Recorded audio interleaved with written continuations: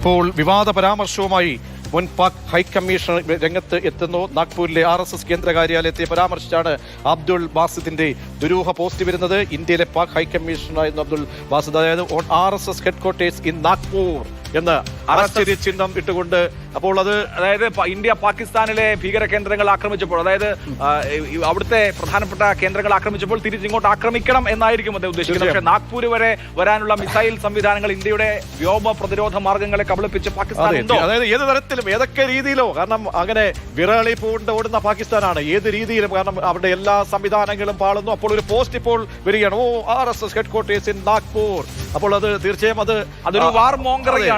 അതിനപ്പുറത്ത് അതിന് പ്രസക്തിയില്ല. പാകിസ്ഥാനെ സംബന്ധിച്ച് മഹാരാഷ്ട്രയുടെ നടുഭാഗത്തുള്ള ഒരു സ്ഥലത്തേക്ക് എത്താൻ മാത്രമുള്ള മിസൈൽ, ഇനി അവർക്ക് പാകിസ്ഥാന് മിസൈൽ ഉണ്ടെങ്കിൽ തന്നെ ഇന്ത്യയുടെ വ്യോമ പ്രതിരോധ മാർഗത്തെ മറികടന്ന് എത്തി എന്ന് പറയുമ്പോൾ തന്നെ ഇപ്പോൾ പാക് ക്രിക്കറ്റ് ബോർഡിന്റെ ഒരു പ്രതികരണം, മുന്നറിയിപ്പ് വരുന്നു. അവിടെയുള്ള റാവൽപിണ്ടിയിലുള്ള അവരുടെ പ്ലേയേഴ്സ് അവിടെ നിന്നും സുരക്ഷിത സ്ഥലങ്ങളിലേക്ക്, അവിടെ റാവൽപിണ്ടി വിട്ടുപോകണം എന്നൊരു അറിയിപ്പ് നിർദ്ദേശം കൂടി പാക് ക്രിക്കറ്റ് ബോർഡിന്റെ ഭാഗത്തു നിന്നും വരികയാണ്. അപ്പോൾ പാകിസ്ഥാനെ സംബന്ധിച്ചോളം എല്ലാ തരത്തിലും അവരെ സംബന്ധിച്ചോളം ഒരു അലർട്ട് നൽകേണ്ട ഒരു സാഹചര്യം വന്നിരിക്കുന്നു. പി ബസന്ത് ഡൽഹിയിൽ നിന്നും ചേരുന്നുണ്ട്. ബസന്ത്, ഇപ്പോൾ വരുന്ന പാകിസ്ഥാന്റെ ഭാഗത്തു നിന്നും ഈ RSS ഹെഡ്ക്വാർട്ടേഴ്സ് എന്ന് വരുന്ന ആ ഒരു പ്രതികരണം അല്ലെങ്കിൽ ആ പോസ്റ്റ്, ഇതിന്റെ അടക്കം വിശദാംശങ്ങൾ എന്താണ്? മുൻ ഇന്ത്യയിലെ പാക് ഹൈക്കമ്മീഷൻ ആയിരുന്ന അബ്ദുൾ ബാസിദിന്റെ ഭാഗത്തു നിന്നാണ് ഈ പ്രതികരണം വരുന്നത്. എന്തൊക്കെയാണ് മറ്റു വിവരങ്ങൾ?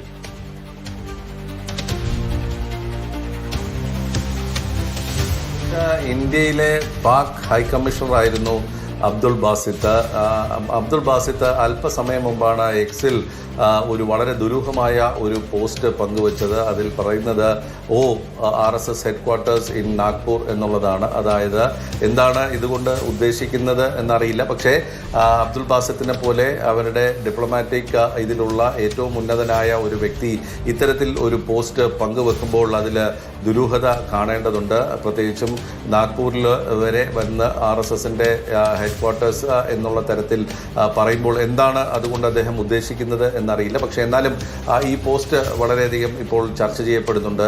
എന്ത് ഉദ്ദേശത്തിലാണ് എന്നുള്ളതാണ്. ജർമ്മനി അടക്കമുള്ള വിവിധ രാജ്യങ്ങളിൽ പാകിസ്ഥാന്റെ അംബാസഡറായും ഒക്കെ പ്രവർത്തിച്ചിട്ടുള്ള വളരെ ഉന്നതനായ ഒരു നയതന്ത്ര ഉദ്യോഗസ്ഥനാണ് അബ്ദുൾ ബാസിത്ത് എന്നുള്ള കാര്യവും നമ്മൾ വിസ്മരിക്കരുത്. അപ്പോൾ ആ തരത്തിൽ ഒരു നേരത്തെ അഭിലാഷ് പറഞ്ഞ പോലെ ഒരു വാർ മോങ്കറിംഗ് ആണോ എന്നുള്ളതാണ്. നാഗ്പൂർ വരെ ഞങ്ങൾ കയറി അടിക്കും എന്നുള്ള തരത്തിലാണ് പാകിസ്ഥാന്റെ ഒരു ഭീഷണിയെങ്കിൽ അതാകാം ചിലപ്പോൾ ഈ ഒരു പോസ്റ്റ് കൊണ്ട് ഇപ്പോൾ അബ്ദുൾ ബാസിത്ത് ഉദ്ദേശിക്കുന്നത്.